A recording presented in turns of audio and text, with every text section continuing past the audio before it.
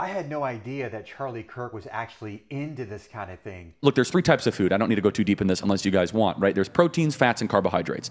And another thing that Trump can do and that Bobby Kennedy will do before we even get to the soil, we need to blow up the food pyramid.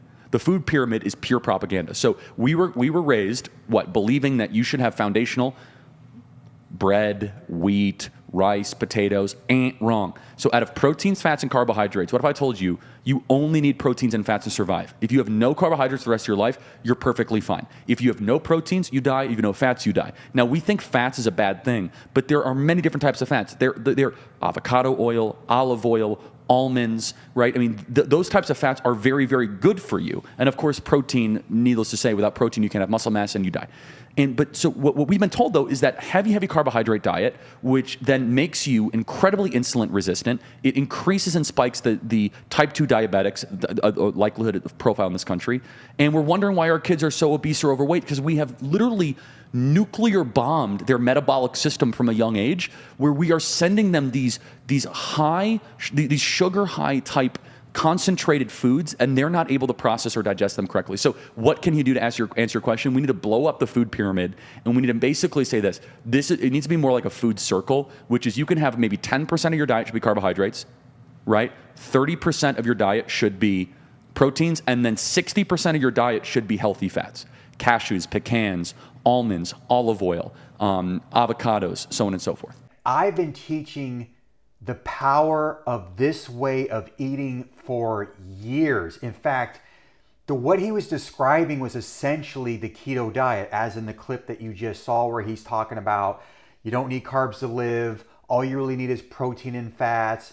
And there was also some other clips that I did not include where he's talking about how the food industry is completely different, or certain products anyway are really different in other parts of the world. Like one example he gave was in Canada, where you could get a box of Kellogg's, cornflakes in Canada that's way different here in America, because we put all the chemicals and the junk, and it's causing an obesity problem in this country. In fact, he gave another example of, I think it was in Japan, where by the time a Japanese kid reaches the age of 15, only about 3% of them are obese.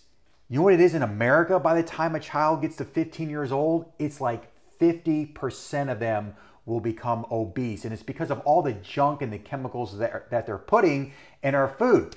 Now, I've done this all the way back in probably 2015. I was kind of doing a version of keto. I was doing more of a targeted keto where I would eat protein and fats pretty much throughout the day, except around my workouts, I would have some type of carbohydrates. So I would eat like, rice, potato, oatmeal, one whole ingredient foods. But I didn't really get the kind of results that I really wanted with the targeted keto. And I think I lost like 22 pounds in 16 weeks. Fast forward to 2018, I decided to really dive deep into the keto diet. And that's where I lost 70 pounds in 7 months. I got absolutely shredded. I think I was 41 at the time, going on 42. I think that's where it was. I'm 49 today. Not that it's my birthday today, but as of right now, I'm 49 years old and I'll be 50 next year. And I gotta say, out of all the diets I've done, I know you've been watching this channel for quite some time. If you haven't been watching this channel and you're not even familiar with who I am, let me just give you a brief intro. My name is Tim Ernst. I am an intermittent keto fasting coach. Like I said, I've been doing this keto thing for a long time. I dropped the 70 pounds in 7 months, got totally shredded. But I've also helped and coached men over 40 who are high performers. And that's one thing I noticed in the podcast that I saw with Charlie Kirk, is he talked about how he was a very high performer, and he noticed he started gaining weight. He was eating a lot of processed junk. And from what I understand, this guy was a workhorse. I mean, he's doing these college campus debates. He's got podcasts that he's doing. He's writing books. I mean, all these different things that he's doing. And he noticed his productivity started going down.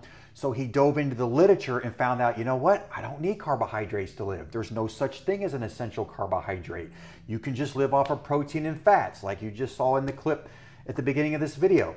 So when you take all of that, he realized that he could perform better at the things that he was doing throughout the day by getting rid of the sugars and the carbs. Because what happens is when you eat carbs and sugars, yeah, you get that little pick-me-up, but then you get that crash. And what you're gonna find is that a lot of your processed foods, you've got like fats and sugars. That's really what causes the crash. But anyway, going back to high performers, that's who I coach. I coach men over 40 who are high performers, who got at least 40 pounds that they wanna lose so they can get in better shape, better health, but also get their edge back. Because a lot of high performers, they're working really hard, and when you're not eating right and your diet's suffering, you're getting lack of sleep, it can really affect your performance. So that's essentially what I do. And if you want more information on that, I'll go ahead and put a link in the description of this video. It'll take you to another video and kind of explain more in detail as to how I could potentially help you if you're looking to lose around that 40 pounds or more and you just want to get in better health and you want to get your edge back. All right, so going back to that clip, I had no idea that that is something he dove into. He talked about, you know, we all know that RFK is really into health, and a lot of this stuff is gonna slowly start changing. You're gonna start seeing the chemicals and the junk that they're putting in our foods. And he even discussed, Charlie Kirk discussed, that some of these politicians are bought by the food lobbyists, okay? They can't really make those changes, right? But it's totally sick that these food corporations rather profit off of the people that are getting sick. This is why a lot of people are on pharmaceuticals. They're constantly going to the doctor. There's an obesity problem. There's diabetes in kids, heart disease, high blood pressure, thyroid issues. I mean, there's just so much going on because of improper nutrition. And I always tell you that if you can just eat one ingredient foods. Now, yes, I tried different diets at the beginning of this year. You know, I tried carnivore. I did the whole so-called sugar diet. I do a lot of fasting and intermittent fasting, prolonged fasting, alternate day fasting. I've done all of this year. And if you've been watching me, you've seen the trajectory of my weight loss, where I lost 50 pounds this year. Now you may be thinking like, wait a minute, Tim, you lost 70 pounds back in 2018. Why did you need to lose 50 pounds this year? Well, let me explain that really quick. I know I'm kind of jumping around a lot in this video, but let me just explain what happened. So yes, I lost 70 pounds in 7 months in 2018. Fast forward to 2020. We all know what happened in 2020 with the lockdowns. You know, you're stuck in your house with your kids, the schools shut down, restaurants. We were hibernating, couldn't go to the gym. I started stress eating, and I gained the majority of that weight back. Not all 70 pounds, I probably gained about 50, 60 pounds, and I stayed like that for 4 whole years. I just couldn't get back into keto because I know the work it takes to lose weight, and I think my mind was just self-sabotaging, and I didn't want to put forth all that effort and work again because I knew it was going to be tough. But I decided this year, here in 2025, I drew a line in the sand and said, that is it. I've had enough. I was tired of being sluggish. I was tired of being unproductive. I was just being lazy because I'm a high performer as well, but I noticed that started going down when I was eating all the crap. So like I said, this year I drew a line in the sand and dropped 50 pounds this year. Now, what I want to do is I want to give you some practical tips if you're really serious about losing weight, getting in better health, getting your edge back so you can just be a high performer just in general in life, whether you're a parent who want to have more energy for your kids, whether you own your own business and you want to be more productive, whatever it is. Maybe you got certain health conditions like heart disease, high blood pressure, maybe you deal with sleep apnea, pre-diabetes, you name it. This way of eating can correct all of that. It's just, I can't make it any more simpler. This is how you can actually start a keto diet, all right? Now, I'm not against like carbohydrates. I used to be really against like the whole food carbohydrates like potato, rice, oatmeal. But when it comes to a very strict keto, you've got to get rid of all of that. Can you lose weight on carbohydrates? Yes. But if you're someone who's insulin resistant, you got the high blood pressure, heart disease, diabetes, all that stuff, you're going to have to pull back on the carbs and sugars. As of today, I will tell you, because I've already reached my weight loss goal, I eat carbohydrates now to fuel my workouts. And then I also eat carbs after my workout because that's when your body's more insulin sensitive. You can kind of uptake all those nutrients. But for those of you watching this that need to lose a lot of weight, you're going to have to pull back on the carbs and the sugars temporarily until you reverse whatever health conditions you have. You want to get rid of the belly fat, and you just want to get in better health, start to feel more energy, you're going to have to pull back on these things. So I'm going to make this really, really simple. I think in the clip at the beginning, Charlie Kirk talked about, only 10% of your food should come from carbohydrates. I go a little bit lower than that. Keto traditionally is only 5% of your total calories are going to come from carbohydrates. So what would be an example of that? Basically, it's going to be vegetables. Okay, it's fiber. That's basically the only type of carbohydrates you can have. I think he said that 60% should be fat. Typically with keto, it's a little bit higher than that. It's about 70%. And then the other 25% is going to come from protein. So let me just give you some examples of some foods that you can have. We've already discussed what carbs you can have. That's basically going to be vegetables. Okay, so it's a lot of fiber. Your fats, I know Charlie kind of said like almonds, like nuts. Be careful with the nuts because they taste really good and there's a lot of carbohydrates in nuts. So you will start to see the carbs kind of go up if you're consuming too much nuts. I would say have like the olive oil, avocado oils. Get the fat from the protein. So if you're eating like a steak, salmon, eggs, the yolk is totally healthy for you. That's a lot of fat that you can have. Those are types of foods that you can have that's combining fat with protein. So you can have that, and essentially you could eat leaner proteins like chicken and maybe some seafood and things like that, but you really want to adopt something that's more high in fat coming from the protein. It'll kind of cover that 70% because that is a lot of fat. 70% of your total calories are coming from fat. So that could be a little tricky to get to. Now, one thing I want to caution you on is that a lot of people will try a diet like keto and carnivore and then they stop losing weight or they start to feel kind of weird.